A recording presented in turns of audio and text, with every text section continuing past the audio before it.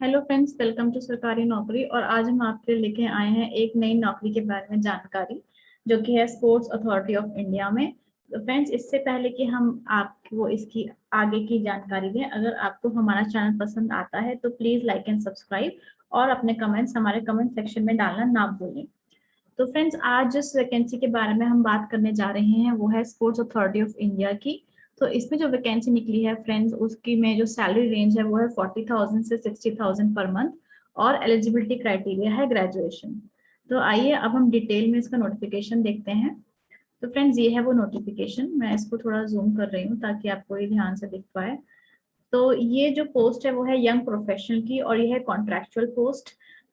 तो ये जो यंग प्रोफेशनल की जो पोस्ट है, ये इसका नाम एक और भी है, वो है एथलीट रिलेशन मैनेजर, और ये 21 पोस्ट हैं टोटल। तो इसमें मतलब 21 पोस्ट खाली हैं एज ऑफ नाउ, और ये कॉन्ट्रैक्ट बेसिस पे है ये पोस्टिंग। इनिशियली ये 2 साल के लिए है और 1 साल और एक्सटेंड हो सकती है। तो फ्रेंड्स, आइए देखते हैं कि इसका जो जॉब डिस्क्रिप्शन है वो क्या है। तो यंग प्रोफेशनल जो ये पोस्ट है एथलीट रिलेशनशिप मैनेजर, इसमें क्या करना है, आपको कंसल्टेंसी यानी कि आपको जो एथलीट्स हैं उनको, आपको हर एक को एक एक एथलीट असाइन किया जाएगा, और आप उनका जो भी कम्युनिकेशन चाहिए उन एथलीट्स को, और उनको जो भी सपोर्ट चाहिए उस सबका आप ध्यान रखेंगे। एलिजिबिलिटी क्राइटेरिया की बात करते हैं फ्रेंड्स, तो इसमें दो कैटेगरीज हैं, कैटेगरी 1 और कैटेगरी 2। तो कैटेगरी 1 के लिए आपको ग्रेजुएट होना चाहिए किसी भी डिसिप्लिन में, और इसके साथ ही आपको सर्टिफिकेट या फिर डिप्लोमा कोर्स होना चाहिए स्पोर्ट्स मैनेजमेंट में। और जो आपको सर्टिफिकेट या डिप्लोमा कोर्स किया होगा आपने स्पोर्ट्स मैनेजमेंट में, उसकी जो ड्यूरेशन है वो 6 महीने से ज्यादा की होनी चाहिए। आपको एसेंशियली 2 साल का एक्सपीरियंस जरूरी है होना। और इसके अलावा जिन कैंडिडेट्स ने नेशनल या इंटरनेशनल लेवल पे स्पोर्ट्स में पार्टिसिपेट किया है, उनको उनके लिए थोड़ा और अच्छा है, उनको ज्यादा प्रायोरिटी दी जाएगी। तो दूसरी कैटेगरी के बारे में बात करते हैं हम। दूसरी कैटेगरी के लिए अगर आप अप्लाई कर रहे हैं तो इसका जो एसेंशियल क्वालिफिकेशन यानी कि एजुकेशनल क्वालिफिकेशन है वो है एमबीए या फिर पीजीडीएम, 2 साल का किसी भी रिकॉग्नाइज्ड यूनिवर्सिटी से, और इसके साथ ही साथ 1 साल का एक्सपीरियंस। अब आगे बात करते हैं कि इसका क्राइटेरिया क्या है इंटरव्यू के लिए शॉर्टलिस्ट करने का। तो फ्रेंड्स, जो भी लोग अप्लाई करेंगे तो 1:5 रेशियो में कॉल आएगा, यानी कि एक पोस्ट के लिए 5 लोगों को शॉर्टलिस्ट किया जाएगा इंटरव्यू प्रोसेस के लिए। तो अगर हम बात करते हैं कैटेगरी 1 की, तो कैटेगरी 1 की क्वालिफिकेशन, कैटेगरी 1 जो की है ग्रेजुएशन, उसके लिए क्या क्वालिफिकेशन है, मतलब उसके लिए क्या इवेल्युएशन क्राइटेरिया, वो ये है कि आपको जो भी आपने मार्क्स ऑब्टेन करे हैं ग्रेजुएशन डिग्री में, उसको उसके हिसाब से आपका मार्क्स दिए जाएंगे। मतलब पहली चीज तो ये होगी, जैसे कि अगर आपके 75% या उससे ज्यादा मार्क्स हैं तो इसमें 40 मार्क्स आपको मिल जाएंगे। ऐसे ही 60 to 75% है तो 30 मार्क्स मिलेंगे। 45 to 60% है तो आपको 20 मार्क्स मिलेंगे। और अगर आपकी ग्रेजुएशन में लेस देन 45% है तो आपको यहाँ पे कोई मार्क्स नहीं मिल रहे हैं। अब हम दूसरे नंबर पे जाते हैं। दूसरे नंबर पे जो वेटेज होगी, ये भी कैटेगरी 1 की ही बात चल रही है। दूसरे नंबर पे जो वेटेज होगी वो होगी वर्क एक्सपीरियंस की, 30 मार्क्स की।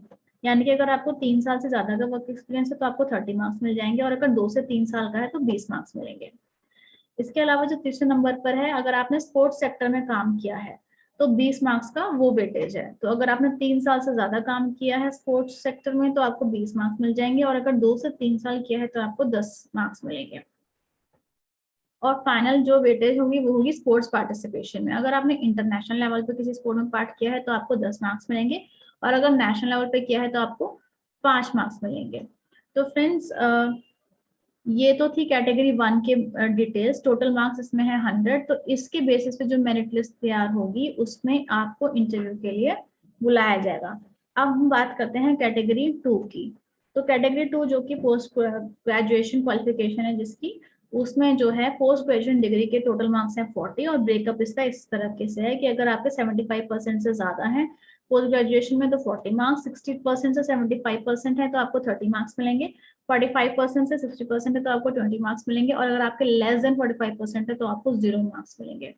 सेकंड वेटेज जो है वो है वर्क एक्सपीरियंस की। अगर आपको 2 साल से ज्यादा का पोस्ट ग्रेजुएशन के बाद वर्क एक्सपीरियंस है तो आपको मिलेंगे 30 मार्क्स, अगर 1 से 2 साल का है तो आपको मिलेंगे 20 मार्क्स। इसके बाद बात करते हैं, अगर आपको वर्क एक्सपीरियंस है स्पोर्ट्स सेक्टर में, अगर 2 साल से ज्यादा है तो 20 मार्क्स, और अगर 1 से 2 साल है तो 10 मार्क्स। और लास्ट में अगर आपने स्पोर्ट्स में पार्टिसिपेट किया इंटरनेशनल लेवल पे तो मिलेंगे आपको 10 मार्क्स, और अगर आपने नेशनल लेवल में पार्टिसिपेट करा है तो आपको मिलेंगे 5 मार्क्स। तो फ्रेंड्स, जो भी कैंडिडेट्स, अगर मान लीजिए कोई कैंडिडेट ऐसा है जो कि दोनों कैटेगरीज में आता है, यानी कि वो ग्रेजुएशन के बाद उसने पोस्ट ग्रेजुएशन कर रखी है, तो उसमें आपको मेंशन करना पड़ेगा अप्लाई करते हुए कि आप कौन सी कैटेगरी के लिए अप्लाई कर रहे हैं। अगर आपने मेंशन नहीं किया तो आपकी जो हायर क्वालिफिकेशन है वो कंसिडर की जाएगी और उस हिसाब से आपका स्क्रीनिंग की जाएगी। तो फ्रेंड्स, इसमें ये लिखा है कि जो भी ये हमने अभी डिस्कस किया है, जो भी क्राइटेरिया शॉर्टलिस्ट करने का, उस हिसाब से मेरिट लिस्ट के हिसाब से आपको इंटरव्यू में बुलाया जाएगा। और जो फाइनल मेरिट लिस्ट होगी, जो इंटरव्यू के स्कोर होंगे उसी पर बेस्ड होगी। मतलब ये जो ऊपर के क्राइटेरिया है, ग्रेजुएशन और पोस्ट ग्रेजुएशन में मार्क्स या फिर एक्सपीरियंस, ये सब केवल आपको इंटरव्यू के बुलाने के लिए है। इसके बाद इसका कोई वो नहीं, कोई वैल्यू ज्यादा नहीं है। जो आपका फाइनल मेरिट लिस्ट होगी इंटरव्यू के बेसिस पर ही तैयार होगी। और जब भी आप अगर आप सिलेक्ट होते हैं तो at the time of joining आपके पास सारे ओरिजिनल डॉक्यूमेंट्स होने चाहिए। ओरिजिनल डॉक्यूमेंट्स में यानी कि डिग्री एंड मार्कशीट होना चाहिए, आपका वर्क एक्सपीरियंस के जितने भी डॉक्यूमेंट्स होते हैं वो होने चाहिए, और इसके अलावा डेट ऑफ बर्थ का प्रूफ यानी कि Aadhaar card, 10th class 12th class की मार्कशीट, एक recent passport size photograph, scan signature, ये होना चाहिए।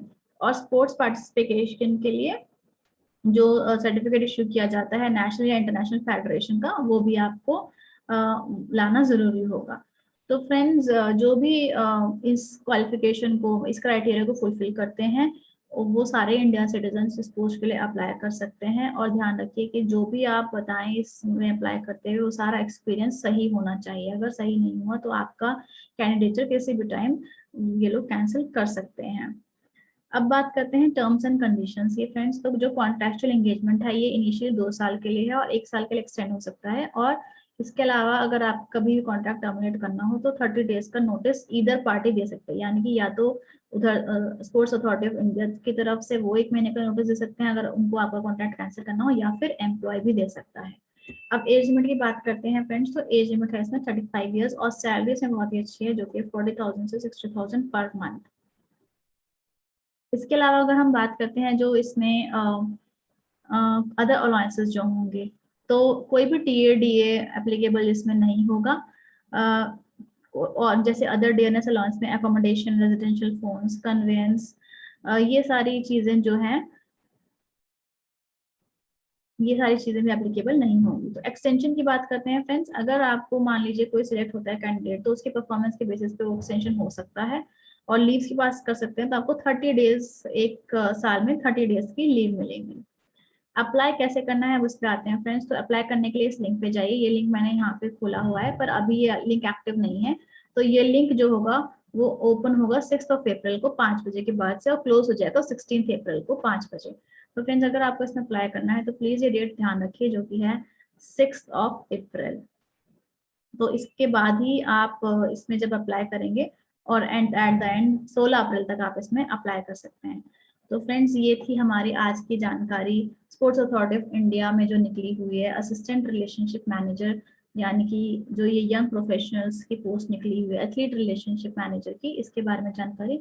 अगर आपको किसी और बारे में जानकारी चाहिए, आपको किसी और गवर्नमेंट जॉब के बारे में जानना है, तो प्लीज हमारे कमेंट सेक्शन में कमेंट्स डालना ना भूलें, और हमारे चैनल को लाइक एंड सब्सक्राइब जरूर करें। Thank you friends.